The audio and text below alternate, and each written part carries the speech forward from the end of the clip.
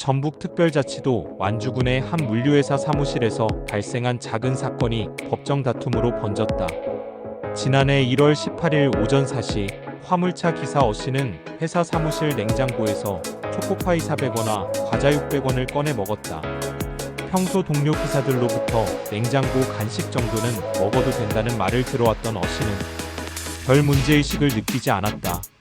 하지만 며칠 후 회사는 CCTV를 통해 이 사실을 확인하고 경찰에 신고했고 어씨는 절도 혐의로 기소됐다.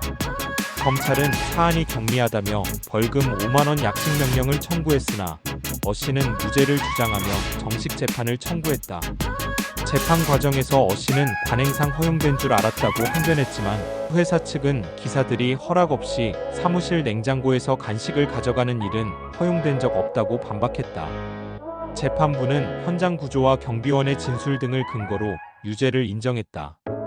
판결문에 따르면 사무공간과 기사 대기 공간은 명확히 구분돼 있었고 문제의 냉장고는 기사 출입이 허용되지 않는 공간에 있었다.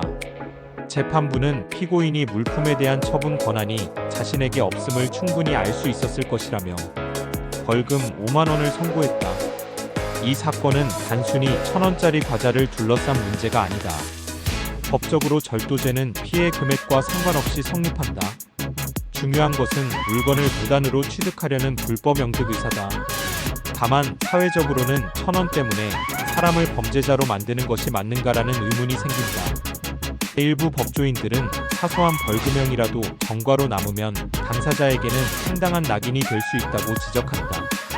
특히 화물차 기사처럼 신뢰가 중요한 직업군에서는 작은 전과도 사회적 불이익으로 이어질 가능성이 크다.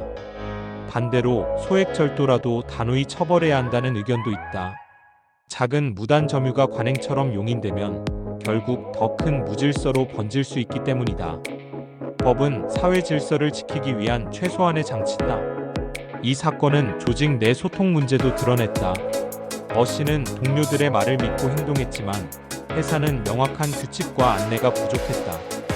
회사가 냉장고 사용 규칙을 명시적으로 공지하거나 기사들에게 안내했다면 이런 분쟁은 막을 수 있었을 것이다. 현재 어씨는 항소심을 준비 중이다. 항소심에서는 1심의 판단이 다시 검토될 예정이며 쟁점은 어씨의 불법 영득 의사가 실제로 존재했는지 여부다. 단순한 착오였는지 아니면 고의였는지가 핵심이다. 이 사건은 단순히 한 사람의 법적 다툼을 넘어서 우리 사회가 무엇을 범죄로 볼지, 어떤 상식과 가치관을 법 적용에 담을지 묻는 문제로 확장된다. 앞으로 항소심에서 어떤 결론이 나오든 이 사건은 소액절도 문제를 둘러싼 법적 사회적 논의를 이어가는 계기가 될 것이다.